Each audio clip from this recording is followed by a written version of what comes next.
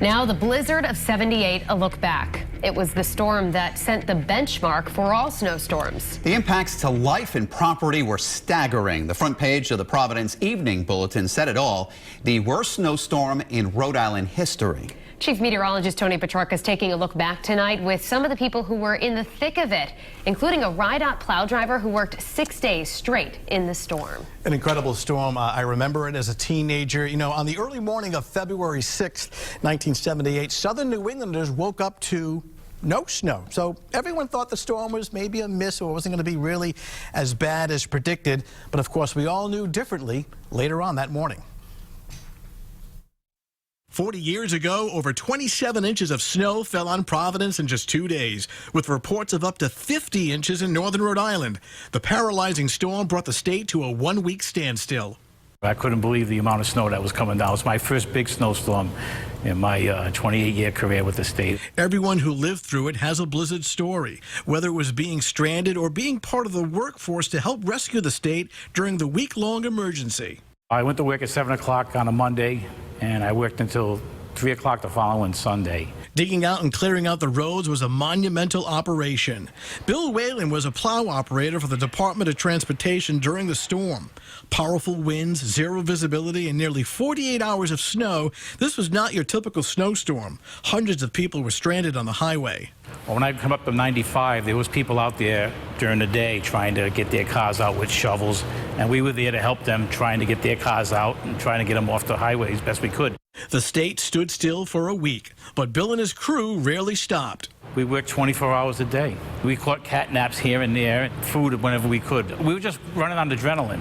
Things changed over the next 4 decades. More accurate forecasting, communication, and better plows. Back then, we only had the single plows, plow in the front, no wing plows. Those wings double the aerial width of snow removal, but you can't plow snow with hundreds of abandoned cars on the road. Traffic was the enemy of DOT back then. Fast forward to 2018, and now Bill's son, Billy, is in the driver's seat. Well, the technology definitely makes a big difference. The forecast. You're saying better forecast? Better forecast. That's a definite. Both father and son agree meteorological advances combined with years of expertise have changed the process of snow removal for the better. I'm proud of my son following in my footsteps. I tried to make it easier for him by giving him my experiences. He's given me a few pointers, and you use them, and you say, hey, he did know what he was talking about. Now the blizzard of 78, a look back. This week marks its 40th anniversary. In terms of social impact, it's recognized as one of the worst snowstorms of the 20th century. Record snowfall, 17 deaths, and millions of dollars in economic loss. Snow totals ranged from 10 inches on Block Island to up to 4 feet in northern Rhode Island. Chief Meteorologist Tony Petrarca is here now with a look back. Tony? Well, Mike and Shannon, obviously an incredible storm. As a teenager, I remember it very well. And state and local government was put to the ultimate test during this storm. Governor J. Joseph Garrahy became the face and the voice on television and radio, helping Rhode Island through the nearly week-long emergency. I sat down with the late governor's press secretary at the time, Mike Ryan, who worked side by side with the governor during the storm. Back then, I don't think any state in the area was prepared for that amount of snow that quickly. The snow started falling after the Monday morning commute, and within hours, the realization that this was a serious storm had set in. We found very quickly, probably late in the afternoon, early evening, that this was not the kind of storm that we were going to recover from on our own. Students and workers were released early to try to make it back home, but that just created a massive gridlock. Hundreds of people who got stuck in the traffic abandoned their cars and walked through the storm to find shelter. The governor's called down and is asking for an estimate of the stranded vehicles on Interstate 95. What have you got up to date? Over 3,000. Sadly, that traffic turned tragic for some. There were bodies that had been taken out of cars where people had stayed in the cars running on the highway. They couldn't go anywhere. The snow was piling up behind their exhaust system, and they died of carbon monoxide poisoning.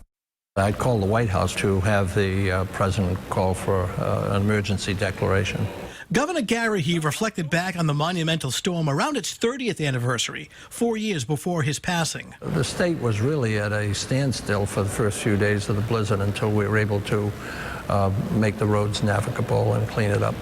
As day 2 of the storm raged on, the governor and his staff used the emergency broadcast system on TV and radio to stay in touch with people. He was out there quite often giving updates, telling people, what to be prepared for, that it was going to be a long siege. Gary He was revered for his calm assurance to Rhode Islanders, and the casual outfit he wore that week has since been immortalized. The plaid shirt has become really almost a symbol of that blizzard. And it happened to be a flannel shirt. I think he got it for Christmas. And he just put it on, and we headed out, and he wore it for the week. By the following Monday, the state started to return to normalcy. The day he died, people would come up to him and say, "I remember you from the blizzard and your flannel shirt."